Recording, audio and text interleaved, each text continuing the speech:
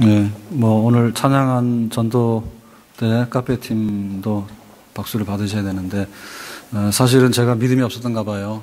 오늘 날 춥다 해가지고, 날은 참 춥더라고요. 네. 안 추웠어요? 공감이 잘 안 됩니까? 하여튼 추운데, 생각보다 믿음이 굉장히 좋으신가 봐요. 추워서 안 나올 줄 알았더니 더 열심히 나오시고요. 아까 보니까 사모님들인지 막 유모차가 4개, 5개 쫙 있더라고, 로비에. 그래서 열어봤더니 애들이 다 있어요. 근데 말은 못해도 내가 볼 때 추워. 그래서 애 춥겠다 그랬더니 괜찮다고, 자기들만 안 추운지 그러더라고. 하여튼 이 추운 날에 유모차를 가져왔으면은 차에다 태워서 왔는가? 유모차 끌고 온 거예요? 대단합니다. 그렇죠? 네, 그리고 오늘 오신 분들이 참 다 대단하신 것 같아요. 네, 그렇게 하고, 저도 잠깐 눈은 붙였는데, 피곤한 거는 그냥 그런데, 잠깐 잔다고 잔 게 잠을 잘못 잤는지, 또 이렇게 담 들었는가 봐. 지금 하여튼 간에, 항상 좀 기도해 주세요. 제가 송구영 씨 예배부터 교회에다 민폐를 엄청 끼치잖아요. 네, 말도 안 되는데. 네, 좀 나아지니까 또 저희 아이가 또 그러고. 하여튼 간에 그래서 나는 그냥 교회 항상 많이 기도해 주시는데 제가 목회 사역 하는 거하고 가정에 기도해 주시면 교회가 평안 중에 쓰겠습니다. 네, 감사드리고요. 하여튼 간에 설교 시간에 제가 그런 얘기 해가지고 또 너무 걱정하실까봐 괜찮으니까요. 자, 오늘은 19장 하나님의 율법에 대해서 같이 보겠습니다. 하나님께서는, 1번 항목 앞에 읽겠습니다. 시작. 하나님께서는 아담에게 한 가지 법을 주시되 행위 언약의 의미로 주셨다. 자, 오늘 제목은 하나님의 율법인데요. 하나님께서 우리에게 율법을 3가지 종류로 주셨습니다. 자, 첫 번째는 도덕법입니다. 네, 두 번째는 의식법, 제사법입니다. 세 번째는 시민법입니다. 시민법. 자, 그래서 도덕법이라고 하는 것은 이제 지금도 우리가 유효하고요. 또 대표적인 것이 뭐냐면 십계명입니다. 이 도덕법에. 그 다음에 이제 제사법, 의식법은 구약시대 때는 행해졌는데 예수님께서 십자가에 죽으심은 단번에 드리는 제사의 완성이라. 그래서 이런 의식법, 제사법은 폐기됐습니다. 그래서 교회에 오면은 양 잡아가지고 피 흘리고 제사 드리는 거 안 합니다. 예, 그런 교회 찾아가시면 잘못된 겁니다. 자, 세 번째로 시민법이라고 하는 것은요, 그 시대, 신정통치 시대, 하나님께서 직접 통치하시는 시대에 그 시대의 이스라엘 백성들에게 준 시민법이에요. 이것도 지금은 폐지됐죠. 왜냐하면 지금 우리는 이방인인데 구원받은 자녀들이고요. 또 각 나라마다 법이 다 다르잖아요. 우리는 신정 통치 시대에 살고 있지는 않죠. 그렇기 때문에 이것도 폐기가 됐습니다. 자, 그래서 오늘 이와 같은 도덕법, 의식법, 시민법, 그래서 전체 율법, 이 전체 율법이 과연 우리에게 어떤 뜻이고 어떻게 의미가 있는가, 여기에 대해서 정리하는 것입니다. 자, 첫 번째 우리가 읽을 때요, 하나님은 아담에게 한 가지 법을 주시되 그랬거든요. 여기서 말하는 한 가지 법은 도덕법을 의미하겠습니다. 도덕법을 주셨다. 그런데 이것은 행위 언약의 의미로 주셨다 그랬습니다. 그러니까는 도덕법은 곧 행위 언약이다. 그런데 행위 언약이라는 것은 뭐냐라고 할 때 1, 2, 3 이렇게 설명을 했죠. 자, 그래서 첫 번째 보니까 뭐랬습니까? 1번, 그 언약은 함께 읽겠습니다. 시작. 그 언약은 아담뿐만 아니라 아담에게 대표된 그의 모든 후손들에게도 순종을 요구하시는 구속력을 가졌다. 이 순종은 개인적이고 온전하고 정확한 영구적 순종이다. 자, 여기까지요. 그러니까는 이제 도덕법은 행위 언약으로 이해되어지는데, 자, 행위 언약의 1번 항목은 뭡니까? 언약의 당사자에 대해서 얘기죠. 언약의 당사자. 약속을 하게 되면 갑과 을, A와 B가 있잖아요. 그러니까 하나님과 아담 사이에 맺은 법입니다. 언약입니다. 그러면 아담 개인에게만 해당하는 거냐? 그게 아니라 아담의 후손들. 다시 말하면 아담은 인류의 조상이죠. 인간의 대표죠. 인간의 대표로서 아담과 하나님이 언약을 맺었어. 계약을 맺었어. 그러니까는 아담 안에 우리 모두가 들어있는 겁니다. 아담 안에 모두가 들어있는 겁니다.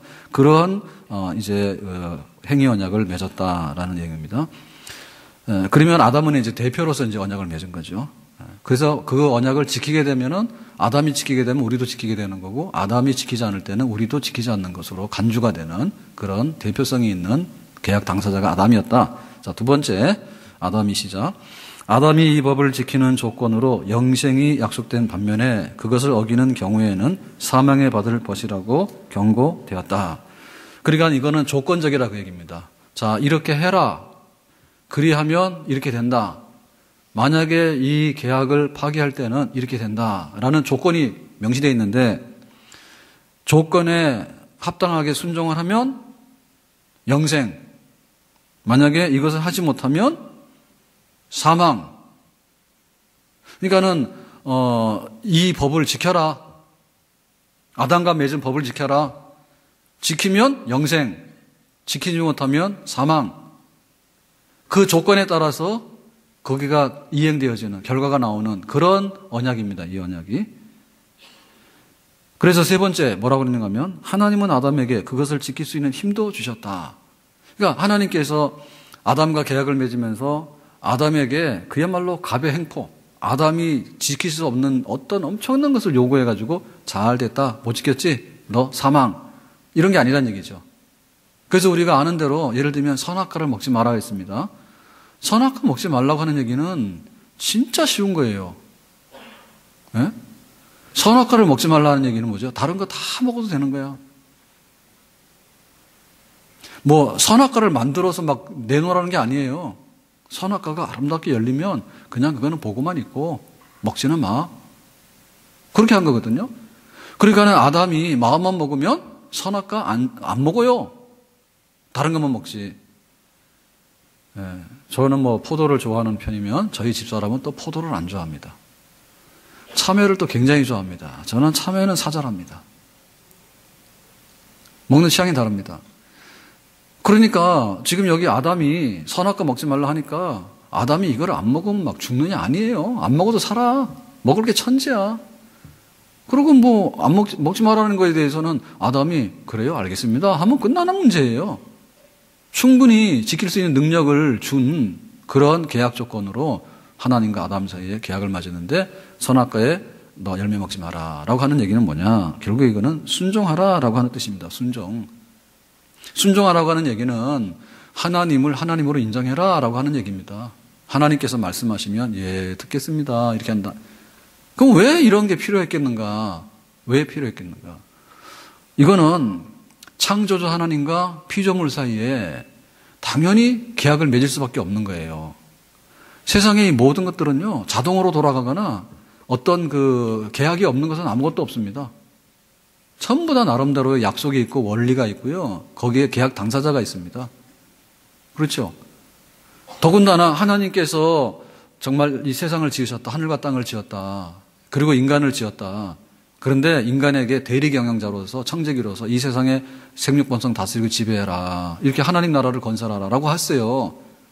그랬을 때 무슨 안전장치가 있어야 되잖아요. 안전장치가.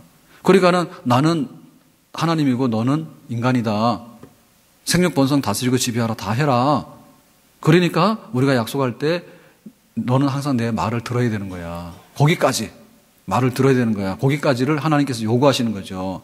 그러면은 우리는 알겠습니다 라고 그거를 인정하고서 우리가 마음껏 하면 되는 거예요. 생육번성 다스리고 지배하고 뭐 짐승의 이름도 짓고 꽃에 뭐 이름도 갖다 붙이고 온갖 다 할 수 있는 거예요. 아무것도 못하는 게 없어. 에덴 동산에 뭐 먹을 게 많으면 다 먹어도 돼. 단 한 가지, 그래도 하나님 앞에서는 내가 하나님은 아니다. 내가 하나님은 아니다, 인간이. 적어도 그런 표 정도는 해야 되지 않느냐. 그러니까는 너는 하나님을 의지하고 인정해야 되는 사람이야 라고 하는 법을 주셨는데 그 법을 주신 것은 합당하죠. 만약에 이런 법을 안 주셨으면 어떻게 될까요? 우리가 손해예요. 우리가 손해예요. 우리가 어떤 이렇게 계약을 한다고 하는 얘기는요 굉장히 책임성이 명백한 겁니다. 그래서 괜찮은 거야. 그것만 딱 지키면 되는 거예요.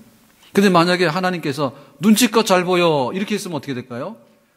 막 눈치 보이느라고 하나님 도대체 선악과만 먹지 말아야 되는 건지 사과도 먹지 말아야 되는 건지 뭘 해야 되는지 모르잖아요. 그리고 얼마나 힘듭니까? 고달프고. 그러니까 최소한의 것에 관해서 선을 그어서 이건 아니지라고 해서 알겠습니다라고 말하면 그것은 정말 자유하고 해방이 되는 겁니다. 아멘? 알아서 눈치껏 해라고 하는 말이 정말 어려운 거예요. 그래 우리 교역자도 그럽니다. 출근 시간이 있습니다. 퇴근 시간은 사실상 없습니다. 그래서 회사들이 어려운 겁니다. 삼성 들어가면 월급 많이 주잖아요. 그런데 왜 어렵습니까? 공무원들은 대부분 땡 하면 나올 수 있잖아요. 그렇진 않아요, 사실은. 그런데 이런 민간업체 같은 데서는 승진도 해야 되고 뭐 성과도 내야 되고 하는데 예를 들면 퇴근 시간 있다 해서 가면 어떻게 됩니까? 불리하단 말입니다. 그러니까 끝까지 남아서 일도 하게 되고 또 잘 보이려고 하게 되고 그런 걸 애를 쓰잖아요. 얼마나 힘들어요. 예? 네가 힘껏 잘 보여봐라. 만약에 하나님께서 그런 도덕적인 명령을 했다 그러면은 하나님 좀 너무 심하지. 우리가 그걸 당해낼 수 없죠. 그런데 아주 그냥 선악과 손대지 마라. 경계만 하자. 이렇게 표시. 그런 법을 우리에게 주셨다. 그 얘기입니다. 자, 그러면 이 법이 어떻게 발전되고 구체화되는가에 대해서 2번 항목에서 설명합니다. 자, 2번 항목을 보겠습니다. 다 같이. 이 율법은 아담의 범죄 후에도 의의 완전한 규범으로 존속하였다. 그러다가 그 도덕률 자체가 시내산에서 하나님께로부터 기록의 한 형태로 주어졌다. 즉 하나님께서 두 돌판에 새겨주신 십계명인데 처음 4가지 계명은 하나님께 대한 우리의 의무요. 다음 6가지는 인간에 대하여 우리의 행할 도덕이다. 자, 여기까지입니다. 그래서 선악과 먹지 마라 했는데 아담이 또 따먹었단 말입니다. 그러면은 이 도덕법이 폐기되었느냐? 도덕법 폐기되지 않아요. 하나님과 우리 사이에 어떻게 살아야 될 것인가? 하나님을 순종하고 의지하고 살아야 된다. 이것은 폐기될 수가 없는 거예요. 그런데 그렇다면 아담 이후에 모든 사람들에게도 그 법은 살아있는 거죠. 그죠? 자, 그 법이 살아있을 때, 자, 모세 시대로 갔어요. 모세 시대로 쭉 시대가 흘러갔어. 그럴 때 하나님께서 이 도덕법에 대해서, 도덕법은 항상 살아있는 겁니다. 도덕법에 대해서 흐리멍텅하게 해주면 좋아요? 더 명백하게 해주면 좋아요? 명백하게 해주면 좋죠. 그죠? 또 시대가 발전했으니까. 아담은 에덴 동산에서 살았기 때문에 에덴 동산에서는 낙원이에요. 그러니까 뭐 법을 많이 줄 필요가 없어. 나는 하나님이고 너는 인간이지. 선악과 먹지 않는 걸로 그거 알도록 하자. 단순하면 끝나는 겁니다. 근데 모세 시대 되니까 뭐가 됐습니까? 이스라엘이 국가가 됐죠. 이스라엘이 국가대으로 발전했잖아요. 남자 20세 성인만 60만 명? 그러면 적어도 곱하기 3하면 200만 명이 되는 거예요. 여자까지 하고 미성년자 다 하면은 200만 되는 백성이 하나의 국가를 이뤘어요. 국가를 이루게 되면 뭐가 나옵니까? 사유재산도 보호를 받아야 되고 또 이웃 간의 다툼도 있고 온갖 게 다 나오잖아요. 그죠? 그렇죠? 에덴 동산에서 아담과 하와만 있었잖아요. 하나님하고. 그랬는데 모세 시대 때 나라가 돼가지고 막 여러 가지 일들이 생기고 이렇게 하니까 그 율법에 대해서, 도덕법에 대해서 하나님께서 좀 더 이렇게 분명하게 명시해 주셔야 되겠죠. 그게 십계명이에요. 그러니까 선악과를 먹지 말라고 하는 것을 확대시켰어. 모세 시대로. 시대가 변했으니까 확대시켜서 법을 주는데 십계명이에요. 근데 또 너무 100가지 법을 주거나 100계명, 1000계명 이런 걸 주면 우리가 나가 떨어지잖아요. 예? 그거 다 이해를 못하고 지키지 못하니까. 그러니까 하나님께서 더 발전적인 도덕법을 주셨지만은 10가지 정도로만 제한해가지고 거기다가 다 집어넣어가지고 하나님 굉장히 지혜롭거든요. 그러니까 10가지 계명 안에다 모든 그 도덕법을 갖다가 함축해서 넣을 수 있는 그런 법을 주신 거예요. 그 십계명이에요. 그러니까 그걸 지켜야 되는 거죠. 행위 언약이죠. 당사자로서요. 그런데 사실상에 있어서 보면 선악과를 먹은 것 자체도 우리가 잘못한 거예요. 우리가 계약을 파기한 거 아닙니까? 그러면 십계명이라고 하는 보다 발전된 도덕법을 줬을 때 십계명 다 지키느냐? 못 지키죠. 못 지키죠. 그러니까는 겉으로는 지킨다 했는데 실상 간음하지 마라. 그러면은 다 지키느냐? 아니란 말입니다. 마음속으로는 간음할 수 있고 이래가지고 이제 못 지키는 행위 언약에 그런 문제가 있는데 어쨌든 간에 십계명을 줬다. 자, 그러면 십계명을 준 거는 보다 더 체계적인 법을 준 거고 도덕법을 준 거고 그 다음에 그 시대에 맞는 도덕법을 준 거다. 그리고 이거는 이제 그 문서화된 겁니다. 문서화됐다는 얘기는 뭐냐면 여러 사람들이 다 돌려서 볼 수 있는 거죠. 돌판에 새겼으니까. 그죠? 에덴 동산에서는 뭐 했습니까? 그냥 하나님께서 아담에게 선악과 먹지 마 이렇게 말한 거예요. 근데 그 말로는 구전 아닙니까? 구전으로 해가지고는 10가지 법을 구전으로 하다 보면 틀릴 거 아니에요. 아 다르고 어 다른데 틀릴 거 아니에요. 그러니까 하나님께서 돌판에다가 십계명 1, 2, 3, 4, 5, 6, 7, 8, 9, 10에 딱 이렇게 해서 새겼어. 그러면 돌 위에다 새긴 거는 이거 변조할 수 있어 없어요? 잘 못합니다. 연필로 쓴 거는 끄적끄적 쓴 거는 지웠다가 다른 말 써버리면 간음해라 이렇게 해버리면 간음하는 게 이제 지켜지는 거야. 그거 좋아하시는가? 7계명 간음하라?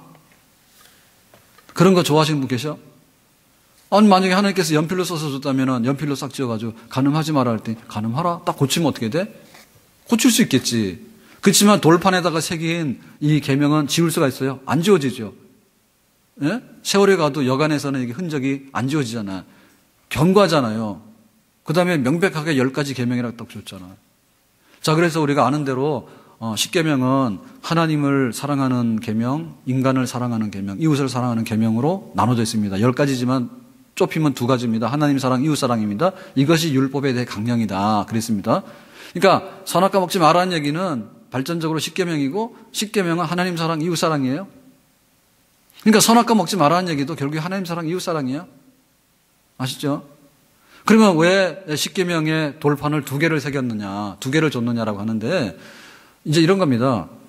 여기서는 하나님께 대한 사랑 1에서 4계명까지 쓰고 여기다가는 5계명부터 10계명까지 쓰고 이래가지고 두 돌판을 줬다라고 하시는 분들도 있고 그게 아니고 1계명에서 10계명까지 다 쓰고 1계명에서 10계명까지 다 쓰고 2개를 줬다라고 하는 의견이 있어요.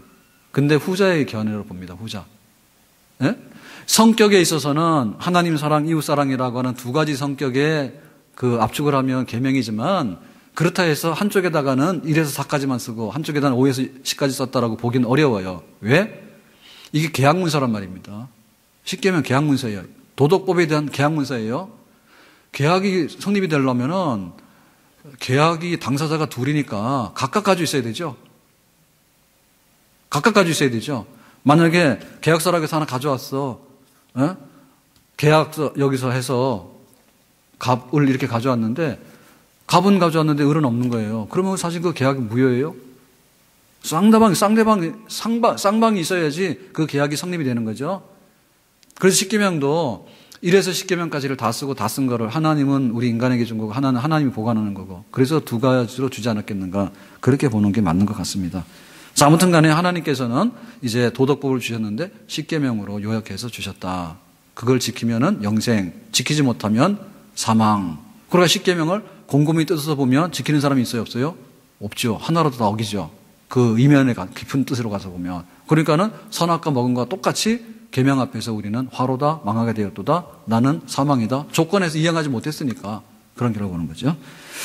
자, 그러면 이제 도덕법은 여기까지 하고, 그 다음에 이제 그 의식법에 대해서, 자, 3번 하겠습니다. 3번 항목 시작. 위에 도덕적 율법 외에도 하나님은 아직 미숙한 교회였던 이스라엘 백성에게 의식적인 법률을 주시기 원하셨다. 그것은 여러 가지 모형적인 규례들인데 2가지로 분류할 수 있다. 자, 그랬습니다. 자, 도덕법 가지고 모든 것이 해결되는 건 아니에요. 왜냐하면은 인간이 타락해서 너희들은 흙으로 돌아가야 돼. 그리고 하나님 앞에 이렇게 심판을 받아야 돼. 이런 존재가 돼버렸단 말입니다. 그러니까 구제 기능이 있어야 되잖아요. 구제 기능이. 다시 말하면 구원받아야 되는 그런 기능이 있어야 되잖아요. 그러니까 하나님께 나와서 기도를 해야 되는데 이놈 죄인이 뭐해? 나가! 이래버리면 우리는 기도도 못한단 말입니다. 예? 그래서 이제 제사법, 의식법이 필요한 거예요. 그래서 이제 짐승의 제물을 가지고 와서 이렇게 양의 목을 탁 치면 피를 흘리면서 너는 이러이러한 죄를 다 뒤집어 써라 라고 하면 이제 양이 죽으면서 우리가 죄사함을 받게 되고 죄사함 받게 되니까 하나님 우리 죄를 용서해 주세요. 용서하는 값은 뭐냐? 양이 죽었잖아요. 네 소원이 뭐냐? 내 소원이 이거예요. 이렇게 하면서 그런 제사법이 필요하게 된 거죠. 그러니까 하나님께서 이 제사법에 대해서 주셨죠. 만약에 제사법에 대해서 하나님께서 이렇게 정리를 안 해주시게 되면 잘못된 예배, 불법 예배가 이제 판을 치게 되는 겁니다. 예? 그래가지고 이제 가인 같은 이런 종류가 나오게 되는 거예요. 곡식 가져와서 드리면서 뼈 빠지게 땀 흘려서 일했더니 이거 예배드리라고 갖다 내놓으라고 하니까 기분이 별로 안 좋습니다. 내일하면 내지요. 그리고 이제 이렇게 투덜거리면서 이제 예배를 드리는 거예요. 그런 거를 방지하기 위해서는 예배법이 있어야 되겠죠. 의식법이 있어야 되겠죠. 그러니까는 죄를 짓게 되면 뭐 양을 가져오라. 양 가져오더라도 뭐 잘못된 거 가져오지 말고 제물로 합당한 걸 가져와라. 그죠? 그래가지고 이제 어떻게 그 양을 피를 흘리게 하고 어떻게 불태워서 번제로 드리라. 이런 제사법이 필요하겠죠. 그래야지 하나님께서 그 예배를 받으시겠죠. 제사를. 아멘? 그러니까 제사법 준 거예요. 그게 이제 의식이에요. 의식. 의식이에요. 그거 왜 의식이냐면 이거는 사실은 양이 죽었다 해서 우리의 죄가 용서받을 수 없습니다. 양 한 마리가 비싸요? 사람이 비싸요. 예. 그러면 하나님께서 양 하나가 죽었다 해서 우리의 죄를 다 용서해 주겠어요? 안 해주겠어요? 안 해줘요. 결국에는 우리가 잘못했습니다라고 하는 우리의 믿음을 가지고 용서를 받는데 하나의 의식적인 행위로서 그 짐승의 피를 흘리게 하는 거예요. 그러니까 의식법은 제사법이고 제사법은 의식법입니다. 그래서 이 제사법이 결국에는 지금은 폐지가 됐습니다. 왜냐하면 그 양이 우리의 죄를 속하는 게 아니거든요. 그러니까는 그 양이 누군지 알아? 그 양은 우리의 죄를 대신해서 죽으시는 메시아야. 그래서 이사야 53장에 고난의 종이 나오는 거고요. 세례 요한이 보라 세상 죄를 지고 가는 하나님의 어린 양이다. 그래서 예수님의 십자가의 죽으심은 곧 인류의 죄, 하나님의 택함 받은 백성들의 죄를 몽땅 뒤집어 쓰고 죽는 어린 양이다. 이렇게 이제 표현했던 거죠. 그러니까 실제인 예수님의 십자가의 피 흘림이 있었기 때문에 그거를 예표해서 보여주는 하나의 모형으로 보여주는 구약의 그런 짐승 제사는 필요가 없는 거죠, 더 이상. 그래서 구약의 제사법과 의식법은 지금 폐기되어졌다. 그것은 하나의 실체, 오는 실체를 보여주는 것이었다. 그러니까는 양의 피를 흘리면서 죄를 용서받았다고 믿은 것은 효력이 양의 피에서 나온 게 아니고 양의 피가 흐르듯이 하나님께서 우리의 죄값을 우리 구원하시는 메시아에게 피 흘리게 함으로 인해 가지고 우리가 구원받는다고 하는 그 실체를 믿는 믿음을 보고 구원을 한 거죠. 그러니까 제사를 드릴 때 그런 믿음이 있었으면 피 흘림으로 인해서 내 죄 사함 받는다고 하는 그런 믿음이 있었으면 그 제사법으로 인해서 사실은 효력이 있는 거고요. 그래, 양 한 마리 10만 원인데 양 한 마리 쓰면은 내 죄를 용서받는다. 양아, 너 죽어라. 라고 자기 죄를 고백하지 않고 형식만 치르게 되면 사실은 그 제사법은 효력이 없는 제사법이 되겠죠. 어쨌든 간에 그 예수님의 십자가 사건으로 인해서 더 이상 이 제사법은 실체가 왔기 때문에 모형이나 그림자는 다 사라지게 된 거고, 그리고 실제 양이 지금도 피 흘려서 우리의 죄를 대신한다고 하면은 양 피 흘리면 돼요. 근데 양이 피 흘린다 해서 우리 죄가 용서받을 리가 없잖아요. 그렇기 때문에 그거는 안 되는 일이다. 폐기되었다. 그렇게 말하는 것이죠. 그래서 이제 그 제사법 속에는요, 굉장히 도덕적인 교훈도 있어요. 예를 들면 이런 겁니다. 이제 내장은 어떻게 해서 불태워라. 그리고 할 때는 그 흠이 있는 걸 하면 안 되고 온전한 걸 해야 된다. 이런 얘기는 뭐냐면 이제 합당한 제사의 조건인 동시에 우리의 삶이 그래야 된다고 하는 교훈이 있는 겁니다. 우리의 삶이 그래야 된다고 하는 거기에는 가르침도 들어있다. 그래서 세밀하게 그 제사법이나 이런 거를 다 이제 거기서 규정하고 있는 거죠. 자, 그러면 이제 그 시민법으로 가보겠습니다. 4번 항목의 시민법입니다. 시작. 하나님께서 국가로서의 이스라엘 민족에게 여러 가지 재판법을 주셨다. 그 법의 효용은 그 시대의 국가가 없어짐과 함께 끝났다. 그 법의 정신은 공정성을 도모하는 점에서 중요시 되지만 그 법의 형태는 지금도 구속력을 가지지 못한다. 그랬습니다. 그러니까 그 당시에 보면 이런 게 있습니다. 그 시민법 중에 이런 게 있습니다.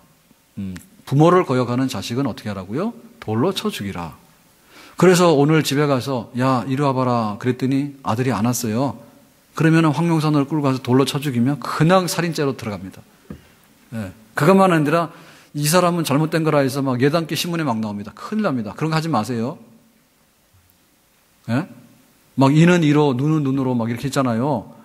가서 네가 내 눈을 흘겨봤어? 그러면 내가 네 눈을 뽑겠다 해서 뽑았다가는 그냥 영창 갑니다. 그건 하시면 안 됩니다. 그거는 그 시대의 법이에요. 그 시대의 이스라엘 백성들이 한 국가였지 않습니까? 그러니까 그 시대의 시민들에게 요구했던 법이에요. 근데 보면 예를 들면 군인을 징집할 때요. 군인 징집할 때 이럽니다. 겁내는 사람 가라. 안 해요. 집을 지었는데 낙성식을 못한 사람은 집에 돌아가서 가라 그래요. 약혼식을 했는데 결혼식 앞두고 결혼식 못했잖아요. 그러면 집에 돌아가라 결혼해라 그래요. 그거는 그때 군인들 징집하는 법이에요. 지금 우리나라 군인 우리 징집하지 않습니까? 우리나라 지금. 그래서 그러면은 누가 군대가? 다 약혼하겠지. 누가 군대를 가냐고. 성경에 있는데 약혼했으면 군대 안 간다는데 빼준다는데 다 할 거 아니에요. 그거 아무리 요구해도 통하지 않습니다. 그런 거 하지 마세요. 그 시대의 법이에요. 그런데 그 시대의 법이 상당히 보면 공평하고 의로운 면들이 많이 있어요. 그러니까 예를 들면은 군대를 놓고 볼 때요. 정말 소수정에 온전한 군대가 필요하다 그 뜻입니다. 그게. 오합지졸을 갖다 놔봐야 싸움도 안 한다 그 말이에요. 그러니까 지금도 맞지요. 군대가 부패하잖아요. 겁쟁이잖아요. 그거는 있으나 마나한 거예요. 그리고 뒤를 돌아보고 가고 싶잖아요.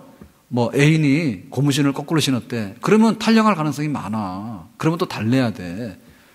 그 똑같은 거예요, 지금. 그러니까는 우리가 그대로 그 법을 엄격하게 적용하지 않지만, 그러나 이스라엘 시민사회에 있었던 법을 잘 뜯어보면은 굉장히 우리가 교훈 삼을 만한 것은 많다. 이 정도이지 그 시대의 법으로 돌아가서 우리가 그렇게 지킨다라고 하는 것은 교회법도 아니고, 더군다나 불신자들이 가득한 세상에서 옛날에 구약시대 때 이스라엘의 시민법을 가져와서 니들 지켜라. 주일날 어기면 다 갖다가 쳐 죽인다고. 이렇게 했다가는 큰일 납니다. 하지 마시기 바랍니다. 아멘? 자, 그래서 그 시대의 시민법도 폐기되었다. 그러나 굉장히 교훈하는 바는 있다. 그럽니다. 자, 그러면 여기서 오늘 하고자 하는 얘기 핵심 뭘까요? 제사법이나 의식법 아니다. 폐기됐다. 시민법 폐기됐다는 얘기죠. 그러면 영원한 것은 아담이 맺었던 그 선악과 먹지 말라고 하는 도덕적인 순종, 그리고 십계명을 통해서 표현된 율법에 대한 세부 사항들, 이런 거는 지금도 지속적으로 우리한테 요구되어진단 말입니다. 자, 그것이 우리의 최종 관심사예요. 그래서 거기에 대해서 5번째 항목에서 명백하게 쓰고 있습니다. 다 같이 5번 항목입니다. 도덕법은 신자에게나 불신자에게 영원토록 순종을 요구하는 구속력을 가진다. 그것은 거기에 포함된 내용 때문에만 아니고 또한 그 율법을 주신 창조자 하나님의 권위 때문이다. 그리스도께서도 구약의 도덕법을 순종해야 할 우리의 책임을 어떤 방법으로도 피하시지 않고 도리어 강화하셨다. 자, 그래서 예수님께서 오셔서 그 십계명이라든지 혹은 그 구약에 나오는 도덕법에 대해서 폐기를 선언했느냐? 아니에요. 더 온전하게 지키라 이렇게 말씀하셨어요. 예? 바리새인들 율법 잘 지키잖아. 그러면 바리새인들 독사의 자식들이라 예수님께서 욕했잖아요. 그러면 예수님께서 바리새인이 지킨 율법을 버리라 하느냐? 아니죠. 바리새인들이 율법을 지키긴 지켰는데 외식적으로 지켰어요. 외식. 거짓으로 지켰단 말입니다. 그러니까 예수님께서 뭐라 했어요? 똑바로 지켜야지. 그렇게 말한 거예요. 바리새인을 책망한 것은 율법을 버리라고 한 게 아니라 율법을 지키려면 똑바로 지켜야지. 겉으로는 지키는 척하면서 속으로는 너 아니잖아. 회칠한 무덤이잖아. 온전한 마음으로 지켜야 돼. 예수님께서 오히려 그 율법에 대한 잘못된 해석, 겉으로만 드러나는 잘못된 행위만 자꾸 얘기하는 가식적인 행위를 폐기한 것이고, 실제적으로 하나님 사랑, 이웃 사랑이라고 하는 율법은 더 강화시켜서 철저하게 지켜야 된다. 예수님께서 그렇게 말씀하셨습니다. 아멘. 그리고 하나님과 우리 사이도 마찬가지예요. 하나님은 도덕적인 인격을 가진 하나님이에요. 그러면 우리 인간들에게 도대체 우리가 어떻게 살 것인가에 대해서 감 잡아서 해라 그러면 우리가 못한다니까요. 그렇기 때문에 창조주 하나님은 내 뜻이 이거다라고 하는 것을, 지금도 유효한 법이 있다라고 하는 것을 구체적으로 말씀해 주셔야지 우리가 알아먹고 지키죠. 아멘.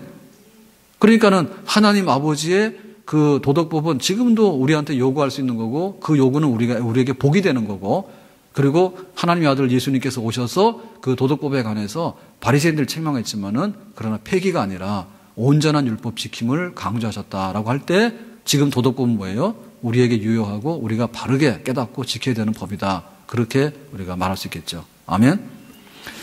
자, 그렇다면은 그 지금 유효한 율법, 다시 말하면 그 중에서도 도덕법, 십계명 이런 법에 대해서 이것은 불신자들하고 우리 신자들에게 어떠한 유익을 주고 어떤 기능을 가지고 있는가, 그거를 이제 제대로 이해하자. 그것이 오늘 이 과에서 말하는 본 핵심이 되겠습니다. 자, 6번에 가서 그 본 뜻을 한번 말하고 있는데요. 다 같이 보겠습니다. 참된 신자는 행위 언약 아래에 속하지 아니하므로 율법에 의하여 의롭다함이 되거나 혹은 아주 망하도록 정죄되지 않는다. 그러나 그들에게나 일반 불신자들에게 율법은 크게 유익하게 사용되는데 불신자들에게는 다음과 같이 사용된다. 자, 여기까지요. 자, 우리 믿는 그리스도인들은 행위 언약 아래 있지 않다 그랬습니다. 행위 언약 아래 있다고 한다면 우리는 행위 언약의 지배를 받아야 돼요. 그럼 행위 언약의 지배를 받아야 되면 우리가 도덕법을 완벽하게 지킴으로 인해 가지고 하나님 앞에 의롭다함을 받아야 돼. 우리는 아니잖아요. 그죠? 그러니까 우리는 행위 언약 아래에 있는 게 아니라 다른 말로 말하면 우리는 은혜 언약 아래에 있습니다. 아멘? 자, 행위 언약이라고 하는 것은요, 당사자가 누구예요? 하나님과 아담이에요. 잘 보세요. 자, 행위 언약의 당사자는 하나님과 아담, 인간이에요. 그런데 인간이 이거를 못 지키고 파기시켜버려서, 그러니까는 행위 언약이 깨지게 된 책임 당사자는 누굽니까? 하나님이 과한 걸 요구한 게 아니라 인간이 부실하게 잘못 지킨 거예요. 지킬 수도 있는데 여기가 하자가 있는 거예요. 그러니까 하자가 있는 인간이 이 행위 언약 아래에 있으면 무조건 다 우리가 못 지키게 되겠죠. 그죠? 그러니까 여기 당사자를 바꿔야 됩니다.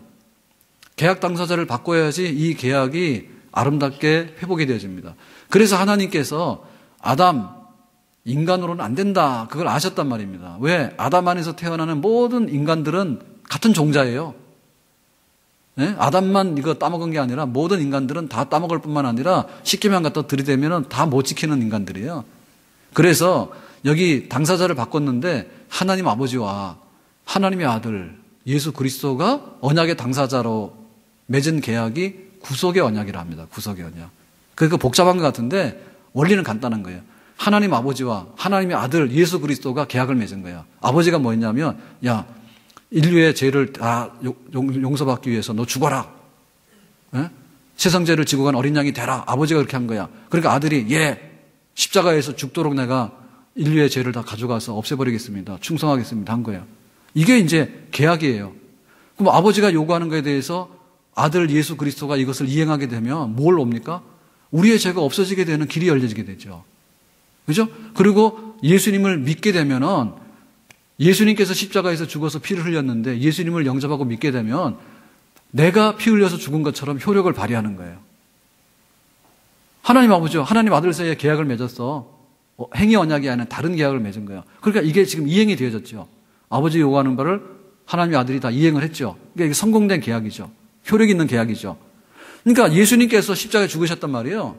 그래서 하나님 아버지와 하나님 아들 사이에 이 약속 계약이 뭐냐면 구속 언약이라 하는데 예수님을 영접하게 돼서 내가 예수님 자리에 들어가게 되면 하나님과 내가 원래 나는 계약 당사자가 될 수 없는 사람이에요. 근데 예수님을 믿고 예수님의 이름으로 나가게 되면 내가 하나님과 언약을 새로 맺게 되는 거예요. 행위 언약이 아닌 다른 언약을 맺게 되는 거예요. 그 다른 언약이 뭐냐면 은혜 언약이야. 왜 은혜 언약이라고 하면 행위라고 하는 것은 내가 해야 되는 거야. 순종, 믿음 내가 해야 되는 거야. 근데 우리에게 하자가 있어. 순종 삐딱이 안 해. 믿어 그러면 불신앙이 생겨서 안 믿어버려. 이거 100% 실패하는 계약이에요. 행위 언약은. 그러니까 여기에 성공한 언약, 구속 언약, 하나님 아버지와 하나님 아들이 성공한 언약이 있는데 그 언약에 내가 예수님을 믿음으로 참여하게 되면 그 언약은 은혜 언약으로 변화되는 거죠. 하나님 아버지와 내가 언약을 맺은 거예요. 사실 우리는 언약의 당사자가 아니에요. 이미 실패했기 때문에. 그런데 예수님을 믿음으로 인해 가지고 거기에 참여하게 되는 그런 언약을 우리가 갖게 되는 건데 그거는 은혜 언약이라 했다. 그러니까는 예수님이 행하신 거지. 예수님으로 보면 하나님 아버지와 예수님으로 보면 십자가에 죽으면 구원한다라고 하는 것은 어떤 행위 언약의 성격이 있을 거야 아마. 그죠? 그런데 우리는 예수님의 이름을 믿었지 아무것도 한 게 없잖아요. 그런데 그 혜택을 받게 되잖아. 예수님께서 십자가에 죽으신 그 혜택을 받게 되잖아. 그러니까 공짜로 얻은 언약이다 얘기죠. 공짜로 믿기만 하면 여기 계약 당사자가 돼가지고 혜택을 받는 언약이다 얘기죠. 그래서 우리가 은혜 언약이라 얘기하는 겁니다. 그러니까 우리 믿는 자들은 행위 언약 안에 옛날에 있어서 아담 안에서. 그런데 전부 다 사망이고 전부 다 하나님의 심판이야. 그러니까는 이제는 예수님을 믿었기 때문에 은혜 언약의 당사자가 됐지 행위 언약의 당사자는 이건 아니란 얘기죠. 그 뜻입니다. 그렇기 때문에 우리는 행위 언약 안에 있지 않기 때문에 율법으로 의롭다함을 받는 거 아니다 얘기입니다.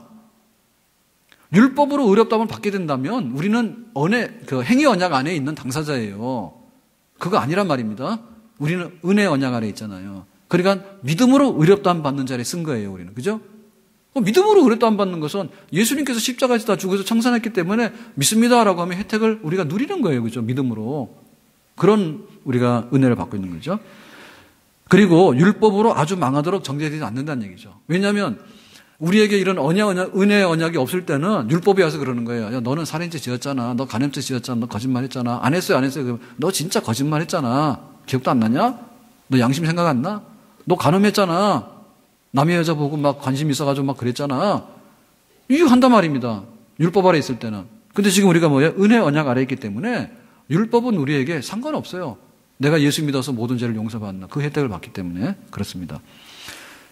자, 그러나 이제 여기서 말하는 건 뭐냐면 이제 우리는 이렇게 그 행위 언약 안에 있지 않고 은혜 언약 아래 있는데 그러면 이 이 율법이라고 하는 것은 불신자들에게 지금 어떠한 유익을 주고 있느냐.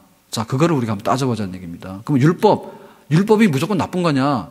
안 믿는 사람에게도 율법이 유익한 면이 있다 얘기입니다. 예, 자, 그것부터 따지는 겁니다. 첫째, 생활 지침으로서 하나님의 뜻이 뭔지, 책임이 뭔지를 알려준다. 맞죠? 안 믿는 사람에게 있어서도요, 이웃 사랑하라고 하는 것은 하나님 뜻인 거예요. 하나님의 뜻, 이웃을 사랑하라고 하는 것에 대해서 하나님께서 구체적으로 알려준 거예요. 유익하죠? 십계명이 없어 보세요. 안 믿는 사람들이 어떻게 되는가. 뭐가 중요한지 몰라요. 하나님의 뜻을 드러냅니다. 안 믿는 사람에게도. 그리고 제재도 받는다 그랬죠. 죄를 억제하는 기능이 있습니다. 하지 마라 하는 것이 십계명이니까 안 믿는 사람도 십계명대로 하지 마라 하면은 죄 지면 안 되겠나 이렇게 해가지고 죄를 줄이는 기능이 있는 거예요. 십계명을 안 믿는 사람에 들이대잖아요. 그럼 안 믿는 사람도 이거 하면 안 되겠나 이래가지고 점점 줄인다니까요. 그런 기능이 있습니다. 두 번째로 그들로 하여금 불신자들로 하여금 불신자들의 성품과 심령과 생활이 죄악으로 더러워진 사실을 발견케 해요. 그러니까 이 십계명이나 이 세부적인 율법을 딱 들여다대기 전에는 자기 양심이 이상이 없대. 그런데 하나님 말씀을 쫙 갖다 펴놓고 너 이렇지 않느냐라고 얘기를 하니까 내가 죄가 인정되어진다고. 그렇게 깨달아지게 죄를 깨닫게 하는 기능이 있습니다. 만약에 이런 그 법이 없잖아요. 도덕법이 없잖아요. 하나님 주시는 십계명이 없잖아요. 그럼 어떻게 될까요? 내가 뭐 잘못했냐? 전부 다 상대주의 빠지니까요. 상대주의 빠지니까 첩을 열두든 백두든 간에 상관없는 거야. 돈 많아서 내가 하는데 누가 뭐래? 그래. 그렇지만 성경은 뭐예요? 일부일체하라 이러잖아요. 그러니까 뭐가 죄인지를 알려주는 거예요. 뭐가 죄인지를 알려주는 거예요. 자, 세 번째, 불신자들은 율법에 의하여 자신을 점검함으로 더욱 죄책을 느껴 겸손해지며 또한 죄에 대한 증오감을 가지게 된다. 그래서 정말 율법을 잘 공부하다 보면요, 안 믿는 사람이라도요, 야, 큰일 났네 이거. 죄 때문에 이거 망하게 생겼는데 이런 거를 느끼게 됩니다. 불신자들도 하나님 말씀을 펴놓고 율법을 자세히 들여다보면요, 아이고, 그러니까 우리가 그렇잖아요. 우리나라에 법이 굉장히 많은데 그냥 법 나 몰라 그러고 가면요, 별로 위기의식을 안 느낍니다. 근데 법을 많이 알면 알수록요, 골치 아파요. 뭐 할 수 있는 게 없어. 그래서 싱가포르 여행 갈 때 외출하지 말라 한다. 외출하지 말라. 왜냐하면 굉장히 법이 강해돼요. 우리나라보다. 뭐 마약 가져가면 그냥 사역인지, 그렇지만 길거리 나가서 뭐 침 뱉고 뭐하고 막 돌아다니잖아요. 그러면 여지없이 그냥 막 벌금이 막 날라오는데 가급적이면 나가지 마라 이런 데입니다. 나중에는 그 대학생 애들 막 이렇게 막 나가잖아요. 그러면 싱가포르 가면은 신신당부한대. 너희들 여기서 이렇게 하고 다니면 다 큰일 나. 가급적이면 나가지 마. 별 볼 일 없으면 이렇게 막 얘기를 한대. 그러니까 이 율법을 막 들여다대잖아요. 그러면요, 안 믿는 사람도요, 막 가슴이 철렁철렁 내려앉는 거예요. 이것도 죄네, 이것도 죄네, 이것도 죄네. 막 이렇게 내려앉는 거예요. 그러니까 이거 어떻게 하지? 큰일 났네. 이런 이제 막 그 불안감, 이런 게 막 죄책감이 막 눌려옵니다. 자, 그 다음에 네 번째. 따라서 결과적으로 볼 때요, 불신자들에게 있어서요, 한마디로 율법은, 도덕법은 그들이 그리스도를 철실히 요구하게 되고, 그러니까 나는 지금 내 행위로서 당당하다, 내 행위로서 의롭다함 받는다라고 버티고 서 있는데 그 율법을 쫙 비춰서 보니까 야, 이거 안 되겠어. 여기서는 내가 이 행위로 하나님과 나 사이에 계약을 맺어서 기준이 율법을 들여다놓고 보니까 내가 불리한 거예요. 안 되겠어. 그럼 어떻게 되지? 우리는 이 뭐예요? 예수 믿어서 은혜잖아요. 은혜. 행위 언약이 아니라 은혜로 내가 혜택을 누리는 그 계약 당사자가 됐잖아요. 우리는 예수님 영접해서. 그러니까는 이 불신자들도 율법을 들이대면 들이댈수록 뭐 한다고요? 예수님이 필요하겠는데? 내 죄가 없을 때는 예수님이 십자가를 지고 죽었다 그러면 웃어요. 괜히 쓸데없이 왜 죽어? 내가 문제가 없는데 누군 나보고 죽었어? 이런단 말입니다. 안 믿는 사람이 그렇게 비꼬잖아요. 내가 죄가 없는데 예수님 죽었다 그러면 쟤네들은 뭐 무슨 죄가 많아가지고 매일 가서 울고 말이야, 울고불고 하고 말이야, 막 십자가에 피 흘려 죽으시고 도대체 저거 필요 없는 걸 왜 하지? 이렇게 하지 않습니까? 근데 율법을 들여다대서 자기가 죄가 많다는 것이 발견되고 죄값이 사망이라는 게 발견되고 사망 중에 두 번째 사망은 불못에 던져진다고 하는 것이 발견되고 하니까 점점 위기의식 느껴서 어떻게 하지? 아이고, 이거 내가 버티고 서 있다 안 되겠네. 그러면 나도 예수님 영접해가지고 행위 언약의 자리에 서 있는 게 아니라 은혜 언약으로 갈아타야 되겠네 라고 생각할 거 아닙니까? 그러니까 불신자들한테 전도할 때 그냥 뭐 이렇게 교회 믿으면 막 대박이 나고 막 이렇게 로또가 당첨되고 이렇게 하면 이게 전도 잘 안 돼요. 오더라도요, 그 로또 당첨될 목적으로 오지 구원받을 목적으로 안 와요. 그러니까 세부적인 율법을 갖다 들이대야 돼. 그래야지 자기가 안 되겠다는 걸 깨닫게 되고요. 그러면 어떻게 할래? 네가 버텨서는 못 갚아. 죄값을. 그러니까는 탕감 받아, 탕감. 그래서 불신자들에게 율법은 최종적으로 그리스도에게로 인도합니다. 가정교사라는 거예요. 율법을 들이대면 가정교사야. 예수님 필요했어. 예수님 필요했어. 예수님 필요했어. 결국에는 예수님 영접하게 되는 자리로 따라오게 되는 거네요. 아멘? 그러니까 이 율법이라고 하는 것은요, 안 믿는 사람들에게 그리스도를 찾게 하고 예수 그리스도를 영접하게 문을 두드리는 데까지 안내하는 안내 가정교사입니다. 아멘? 그러니까 율법은 지금도 있는 거예요. 선한 거예요. 안 믿는 사람들이 죄가 없다고 날뛰잖아요. 율법을 들여다보면요, 죄가 있다고 조용히 고르게 숙일 수밖에 없고 나중에 예수님 영접할 수밖에 없다 이거죠. 유익이 있단 말이죠. 폐기된 게 아니란 말이죠. 자, 그러면은 거듭난 우리 그리스도를 영접해서 행위 언약의 자리에서 은혜 언약의 자리로 옮겨온 믿음으로 구원받은 우리들에게 있어서 율법은 뭐냐? 이건 아닙니다. 자, 우리는 예수님을 믿음으로 구원받았기 때문에 율법이라고 하는 것은 그리스도에게로 인도했지. 내가 예수 영접하고 나니까 율법이라는 것은 안녕, 나한테 찾아오지 마, 꺼져. 율법 폐기됐다라고 하는 것은 과한 거예요. 잘못된 거예요. 자, 결론만 말씀드리는 겁니다. 율법은 불신자들에게 그리스도를 찾게 만드는 길잡이예요. 자, 우리는 율법이 뭐예요? 율법은 구원받는 조건으로서 율법은 우리에게 필요 없어요. 구원받는 조건으로서 율법은 우리에게 필요 없습니다. 그렇지만은 믿음으로 은혜로 구원을 받았기 때문에 어떻게 구원받은 자녀답게 살 것이냐. 구원받는 조건이 아니라 구원받은 백성답게 어떻게 내가 열매를 맺으면서 그 은혜에 합당한 삶을 살 것인가 라고 할 때, 고민을 할 때 율법이 우리를 키우는 거예요. 온전한 그리스도인으로. 아멘? 만약에 하나님의 도덕법이 없으면 개입니다, 개.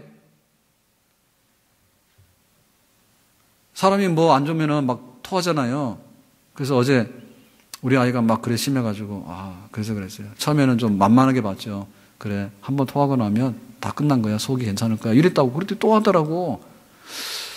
그래서 제가 또 잘난 척을 했어요. 토한다는 건 굉장히 좋은 거야. 속에 있는 안 좋은 것들을 이렇게 내보내니까 굉장히 좋은 거야. 이거는 인간에게 있는 하나님 주신 선물이야. 내가 또 이랬다니까 또 설교한다고. 그랬더니 아닌 것 같은데요. 걔도 토한다는데요. 또 이러더라고. 그러면 그냥 가만히 있지. 걔도 토한대. 그러면서 찾아보려는 거야 또. 도전적으로 막 말하네. 내가 무슨 수의과예요? 수의과. 동물병원이냐고 내가. 그래서 할 수 없이 개가 토한다. 이렇게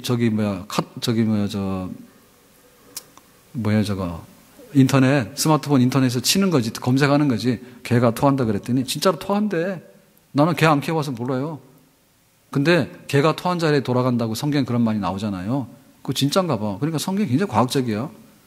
개가 토한답니다. 근데 모든 짐승도 토하는 건 아니에요. 왜냐하면 토하면 살 가능성이 있잖아요. 토하지 못하면 죽어요. 그러니까는 개도 다른 동물 중에서는 상당히 계급이 높은 것 같아. 토할 줄 아니까. 먹을 줄만 알지 토할 줄 모르는 인간, 짐승들은 다 죽습니다. 즉사합니다. 아무튼 간에 지금 하는 얘기 약간 이상하긴 한데, 근데 우리가 구원받고 나서 율법이 없으면 개 대 개. 그냥 막 살아가는 거야. 내가 구원은 받았다지만은 어떻게 살아야 될지 몰라. 그러니까는 토한 거 또 먹고, 토한 거 또 먹고, 어이, 더러워. 그래야 된다니까요. 그래서 하나님께서는 도덕법을 하나 주지 둘 준 게 아니잖아요. 그러니까 그리스도가 없는 자들에게는 그리스도가 필요하다라고 하는 것을 절실하게 느끼게 한다면 거저 선물로 구원받은, 은혜로 구원받은 우리들에게 있어서는 구원받고 나서 어떻게 살 것인가에 대한 지침서가 바로 모든 도덕법은 도덕법 계명 안에 들어있는 줄로 믿습니다. 아멘? 자, 그 얘기입니다. 자, 그래서 거듭난 자들에게 율법이 필요하다. 1번. 죄에 대한 율법의 금령들은 신자들로 하여금 옛 성품의 소원을 견제하는 데 필요하다 그랬습니다. 그러니까 우리 속에 옛날 것을 하고 싶은 게 있어요. 그런 게 불쑥불쑥 나와. 옛날에 하던 짓이 있어. 옛날에 도박을 많이 했잖아요. 그러면 믿고 나서 구원받아서 집사님이 됐는데 딱 가다가 로또 한번 해볼까? 기도하느니 저거 하나만 되면 내 인생 대박 나는데 이런 생각 든다니까. 안 한 사람은 잘 몰라요. 근데 그거 옛날에 해본 사람이 있잖아요. 그러면 그게 생각이 나는 거야. 옛날 성품이 쏙 올라와. 그럼 뭐예요? 하나님의 계명이 있잖아요. 하나님 계명이 야 이놈아 너 옛날에 하던 거잖아. 예수 믿어서 너 다 없애기로 했잖아. 그걸 알려줘서 견제하는 게 견제. 옛날로 다시 돌아가지 않도록 똑바로 가야지. 곱슬머리 되면 안 되지. 똑바로 가. 그거 한다니까.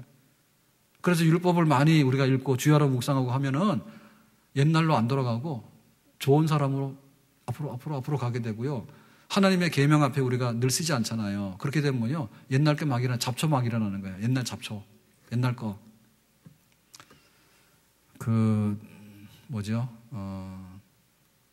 제가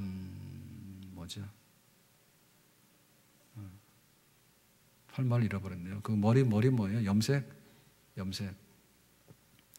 그 염색에 대해서 얘기해 보니까 남자분들은 염색하지 말라고 하는 게 대세고요. 여자분들은 저보고 염색을 하라 하더라고. 그래서 남자 얘기 들으면 망한다고 하라고. 남자 얘기 들으면 안 된다고 하라고 하는데, 근데 이게 뭐 염색하는 게 왜 그냐면 이제 두 가지 의견이 있는데, 하나는 이런 게 있습니다. 약간 이렇게 흰머리가 나와야지 목사님 같이 새카마면 그거 되냐고 이제 이런 뜻이 있고요. 남자분들의 저한테 대해서 우리 장로님 집사님들이 주시는 의견이 하지 마라 쪽이 많아요. 남자는 염색하지 말라고. 여자분들은 다 염색하라 합니다. 하지 말라고 하는 것 중에는 뭐냐면 그런 게 있는 거예요. 목사님이 조금 머리가 흰 게 더 좋지 않냐 이래요. 근데 여자분들은 안 그래요. 대부분이. 그리고 또 한 가지는 뭐냐면 염색해서 한 번에 끝나면 염색해도 되는데 자꾸만 흰머리 또 나온다 그러더라고요. 자라나니까 그거 성가시고 골치 아픈 일이에요. 그러니까 놔두세요 이렇게 하더라고요. 그런 뜻이 있어요. 그래서 우리 속에 과거로 돌아가거나 혹은 옛날에 있는 것들이 이렇게 잡초들이 툭툭 올라갈 때 하나님의 도덕법으로 잘 우리가 묵상하게 되면요. 옛날로 돌아가면 안 돼 해서 견제하는 그런 능력이 우리에게 있다. 자, 그 다음에 두 번째, 불순종에 대한 율법의 경고들은 신자들에게 그들의 죄값을 보여주며 따라서 현세에 그들의 죄 때문에 무슨 고난을 기대해야 함을 보여준다. 그러니까 그 율법이 나에게 지금 작용하고 있다면 이런 죄값을 다 받아야 돼. 근데 예수님 때문에 나는 이런 율법의 죄값을 받지 않고 은혜로 구원받았잖아요. 그러니까 이런 것을 볼수록 나는 살인죄도 짓는 사람이고 나는 가늠죄도 짓는 사람인데 내가 어째서 내가 믿음으로 은혜로 받았을까라고 하는 감동이 물결치는 거예요. 그러니까 우리가 은혜로 한다 해서 은혜가 되는 게 아니에요. 네? 불러 한다 해서 불이 되는 게 아니라니까. 그게 진짜 내가 은혜다, 감격이다라고 하는 것은 죄값에 대해서 뭔가를 알아야지 그게 감격이지. 값도 모르는데 예를 들면 다이아몬드가 있어요. 다이아몬드가 이따만한 다이아몬드가 있습니다. 이게 지금 막 몇백억 가는 겁니다. 그런데 이게 돌인지 다이아몬드인지를 구분 못하는 사람, 개념 없는 사람에게는 의미가 없는 거야. 그러니까 우리가 은혜예요. 정말 예수님의 피가 귀한 거예요 라고 하는 것은 뭐냐면 우리가 이 율법을 보면서 너는 사형, 살인죄, 사형, 간음죄, 사형, 거짓말, 사형, 부모 고용, 사형 이게 행하니까 죽게 생겼다는 것을 아는 사람만이 우리가 탕감받아서 구원받은 것에 대한 감동, 그 은혜를 알려준다. 그러니까 율법이야말로 우리가 받은 은혜의 진정한 가치를 알려준다. 그렇겠죠? 아멘? 그래서 눈물이 마른 분들은 가서 눈물 흘리려고 감정적으로 하지 말고 그게 부흥회가 엉터리라는 거예요. 부흥회가. 가가지고 감정적으로 뭘 하면 눈물줄을 흘리고 나서 은혜 받았다는데 돌아서면 꽝이야. 눈물 마르잖아. 그러니까는 말씀을 읽어봐야 돼. 말씀을 읽어서 이 죄값을 내가 다 내 몸으로 갚으려고 그러면 이게 뼈 부러져도 안 되는데 그렇게 은혜를 받았구나 라고 말씀 앞에서 우리가 은혜를 받게 되면 그 감동이 지속적이고 오래가는 진정한 은혜가 되는 줄로 믿습니다. 아멘. 세 번째, 율법의 약속들이 보여주는 것은 하나님께서 그 순종하시는 자를 기뻐하신다는 사실이며 또한 그들은 순종의 결과로 어떤 축복을 기대할 수 있다는 것이다. 그러니까는 그 계명을 이렇게 딱 들여다보면 아, 이렇게 살면 하나님께서 복 주시는구나. 이게 복 받는 비결이구나. 그러니까는 이 도덕법 있죠. 십계명, 율법을 공부하면 공부할수록 그냥 막 축복이 굴러당기는 거예요. 그래서 신명기의 말씀이 그 말씀이야. 신명기 28장의 말씀이 이 말씀을 지켜 행하는 자들마다 복을 받는데 들으며 나가면 복을 받고, 근데 우리는 들으며 나가면 복을 받고 떡반죽 그러면 복을 받지 이 말씀을 지켜 행하면 그걸 안 한다니까. 그러니까 율법 공부를 많이 하게 되면요 복이 막 떨어지는 거예요. 어디로 떨어지는지 다 알아. 도덕법 공부, 말씀 공부. 아멘. 말씀 공부합시다. 축복이 막 어디 있는지 다 알아. 말씀 모르잖아요. 뭐 축복이 어딘지 몰라. 정말 하나님이 기뻐하시는 것이 뭐고 하나님 복 주시는 것이 뭔가에 대해서요 말씀을 피면 다 알게 되는 거예요. 아멘.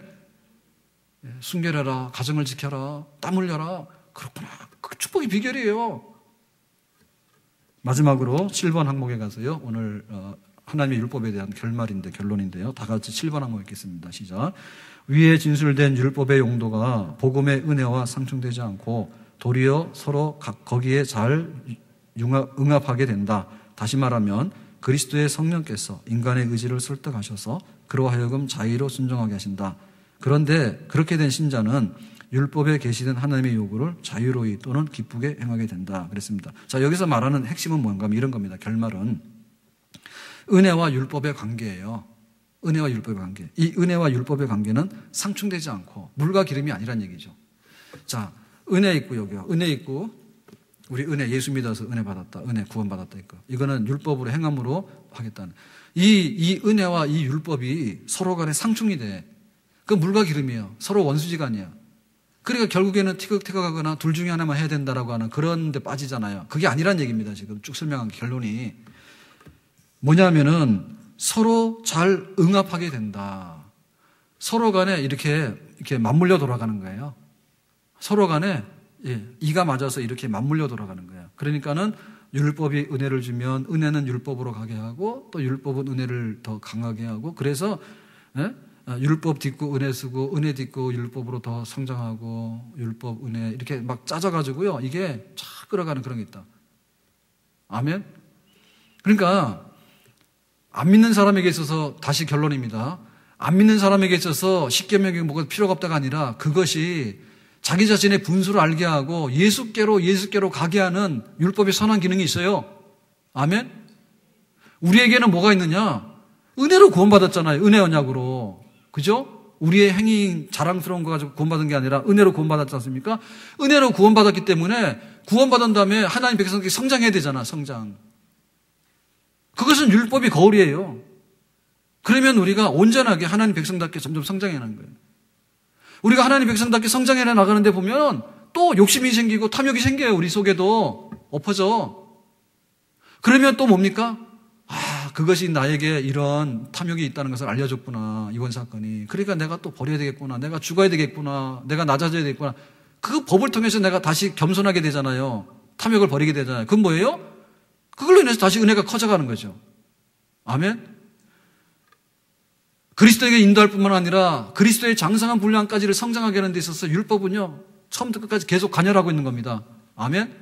다만 율법이 구원의 조건으로서 작용하는 게 아니라 구원받은 성도들을 키우게 하고 율법은 지킴으로써 구원받는 게 아니라 율법을 통해서 그리스도에게로 가라고 지시한다라는 면에서 율법이 지속적으로 작용한다는 거 이해하시겠죠?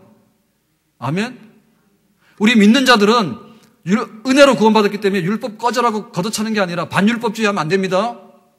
우리 자유다. 그러니까 율법 필요 없다. 해방됐다라고 말하는 건 잘못된 거예요.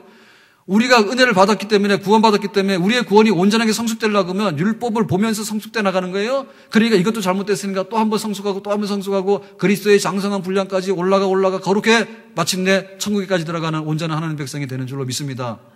기도합시다. 하나님 오늘 우리에게 주신 율법이 정말 우리를 성숙해 하고 또 믿지 않는 자들에게는 예수를 필요로 하는데 인도하는 그런 길잡이 되는 율법 소정액이고 이 말씀이 우리에게 축복이 되기를 원합니다. 예수님의 이름